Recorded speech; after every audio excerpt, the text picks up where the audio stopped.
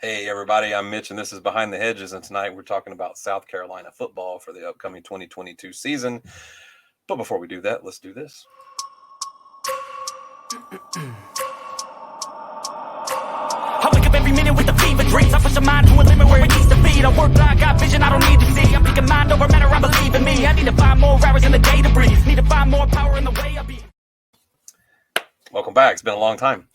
So I didn't want to get too bogged down and get bummed about losing Nick Muse and Kevin Harris and guys like that. Let's talk about exciting stuff, right? Because I think if you ask the average fan off the street, what is exciting about South Carolina football this year, ain't but one name, right? So what's you guys are getting the Rattler, huh? Yeah, that was a nice early New Year's present.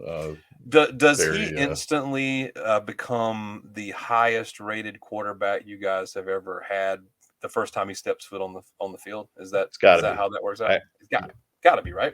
Yeah. Yeah, I mean, the closest I could think of was maybe Steve Tannehill back in the day. Yeah, maybe like I can't think of anybody. Gosh. Who was that? How good was Garcia? Steven Garcia. He was nowhere near where Rattler was rated. Yeah, I mean, Garcia was. We were excited about him. Pretty good, like a A minus. Yeah, well, so obviously the hype around Spencer Rattler is there, right? Did not have the most illustrious of seasons and at Oklahoma last year, and in fact, he got benched in favor of Caleb Williams, and then the whole, the Oklahoma thing, spent with a what's his name, Riley, going out to USC. Oklahoma's kind of in a mess right now.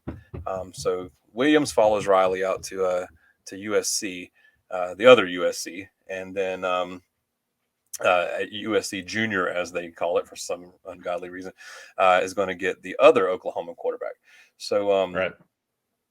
That's so it's exciting, I guess. But do you have any? Look at this, Ethan says. But drunk Steven Garcia is an A+. I love drunk Garcia. He's a legend around here, no doubt. Yeah. So last SEC East team before Georgia to beat Alabama was us, so Steven Garcia. But that, of course, has changed mercifully for the East. Mercifully, yeah. I mean, look, I'm an East. I mean, look, I'm not a Georgia fan, obviously, but it's kind of nice to see somebody beat Alabama. Besides, it is, and I mean, it's like you don't ever vanquish Alabama. They just keep getting back up, Right. And so you just try to get in your shots while you can, because they're gonna be back, and I fully expect them to be back next year. Hopefully, we can hit them again. That'd be great. But we're gonna get fat and happy holding on to this natty right here, and loving it up, and hopefully we don't get our jaws broken next year. Congrats on that. Yeah, thank you. I certainly have enjoyed it. It has helped me through some tough times. So back to it. All right. So you guys, Austin Stogner, I think Stogner. Yeah, from Stagner. I think Stogner. Yeah, something from he is the tight end from Oklahoma, right? Yep. And he and Spencer Rattler come in, and now I'll tell you the tight end, the kid is Austin. He is he's a player, all right. So he's going to be a weapon.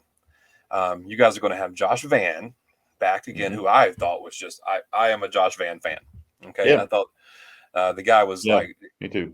He caught balls against us, and he looked really, really good. And the Tennessee guys don't believe it. They're like, "Oh, you don't look very good against us." I'm like, "Okay, fine," but the guy looked really good, and he was really funny. And they made a couple of really. I know you saw the video probably that was put out.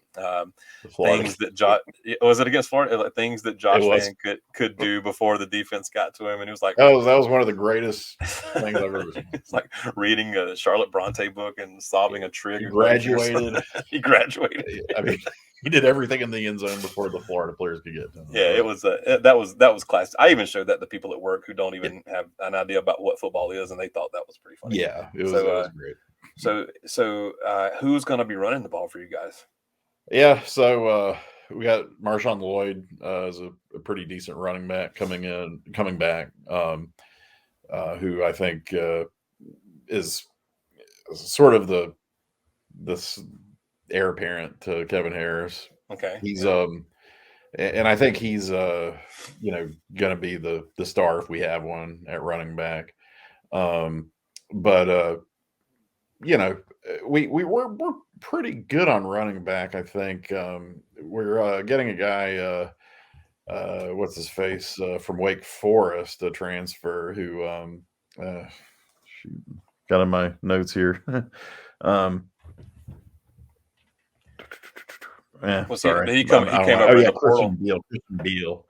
And he had really good stats from Wake, and he was a pretty, as far as running back transfers go, he was up there nationally. So between those two, I think we'll have a pretty good backfield. Offensive line's the issue with Eric Douglas starting at center. Well, Wake Forest had a pretty good team this past year, past couple of years even. They've been prolific offensively. So anytime you get one of their guys, that seems to bolster your chances. I think that South Carolina is going to have weapons. And, I do too. Skill players, and then receivers. Antoine Wells is a transfer coming in from James Madison, who was a pretty highly recruited transfer, which is interesting. He's kind of an example of what you're seeing with transfer portal of players at the one I still call it 1AA, sorry, but 1AA level and mid-major levels, kind of promoting up to the Power 5. So that's kind of an expectation there. I'd love to see it. I hope it works out with them. But I do too.